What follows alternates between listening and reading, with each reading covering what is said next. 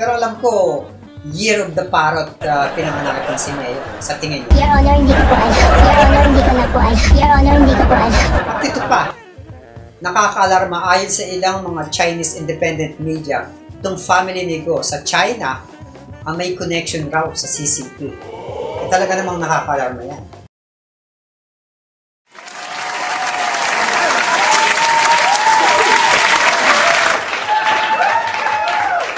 Welcome back mga nerds! So ayun na nga, ang hinihintay natin, ang exclusive report natin tungkol kay Mayor Alice Go. Alamin natin sa late news.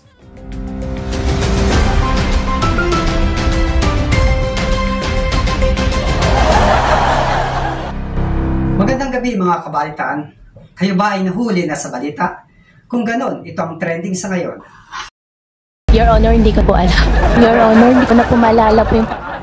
Yan ang paulit-ulit na parang lorong naging sagot ni Mayor Alice Go habang ginigisa siya sa Senado. Si Alice Go ang di umano'y inutil na kasalukuyang mayor sa Bamban, isang maliit na bayan sa lalawigan ng Tarlac. Matatanda ang ni-raid ng CIDJ kamakailan lamang ang isang Pogo outlet sa bayan ng Bamban. Pogo Outlet, Philippine Offshore Gaming Operations. Pogo Outlet na nasa likod lang mismo ng Municipal Hall kung saan nag-opisina itong si Mayor Go. Dito naungkat ang iba't ibang illegal na activities sa Pogo Compound tulad ng human trafficking, sex scams at kung ano-ano pang online scams. Online scams. Sex scams. Ipagpaunahin niyo po mga kabalitaan, medyo nagmamalfunction itong ating AI image generator. Ayon sa ulat, may connection di umano ang alkalde sa lahat ng galawan sa nasabing Pogo operation.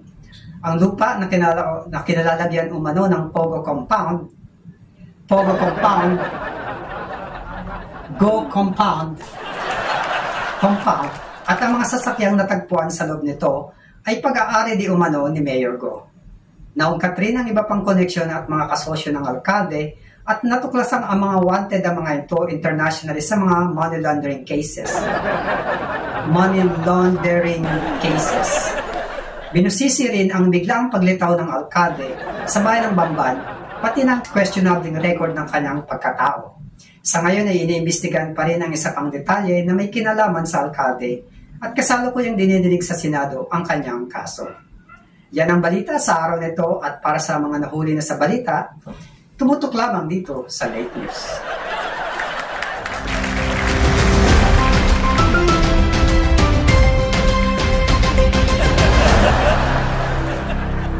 Talaga naman kakaiba ito si Mayor Go.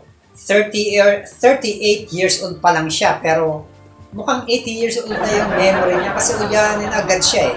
Wala siyang matandaan.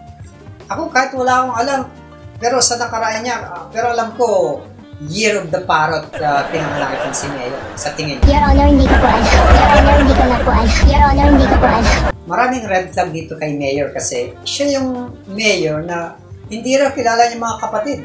Pero ayon sa nakaraang Senate hearing, kasama niya sa mga travel niya ang kapatid niya. Siya yung nagsasabing isang simpleng mamamayan lang siya. Pero ang daming designer bags, nagpasampang kotse, may kotseng McLaren, may helicopter pa. Ikaw na, kakaiba talaga ito si Mayor. Ang isa pang nakakalarma dito kay Mayor Go ay ang mga kasosyo niya ay wanted internationally sa mga money laundering cases. At ito pa, nakakalarma ayon sa ilang mga Chinese independent media, itong family ni Go sa China ang may connection raw sa CCP. Talaga namang nakakalarma yan. Diba? Maraming evidence talaga na naliling sa kanya. And because of the geopolitical tensions ngayon na tungkol sa mga Chinese spies na yan at sa circumstances ng biglaang paglitaw niya sa Bamban, ay talaga naman questionable itong pagkatao ni Mayor Go. And not get me wrong, I'm not judging Mayor Go at all. I still believe in the core principles of presumed innocent until proven guilty. Marami kasi sa atin ngayon, mga netizens, nag-judge kagad, halos lahat. Huwag tayong judgmental. Let's have the due process takes its course. as a proud Filipino, dapat i-maintain pa rin natin yung presumption of innocence. Whether sa korte man yan, o sa buhay natin, huwag na tayong gumaya sa China. Sa kanila kasi guilty until proven innocent. Baligtad. Hindi tayo ganon. Democratic country tayo. Kaya naman, bibigyan natin ng chance itong si Mayor Alice Go na ipaliwanag ang kanyang side of the story. So makakapanayan natin siya ngayon mismo. That's right, dito sa ating exclusive video interview. Alright, it's interesting na merong asterisk sa exclusive interview title. Ano kaya ibig sabihin ng asterisk na yan? Check nyo lang sa description below. Anyway, so without further ado, Mayor Alice Go on the line. Welcome to the show, Mayor. Wala nang paligoy-ligoy pa, ano po, Mayor? Unang tanong, ikaw ba isang Pilipino o Chinese?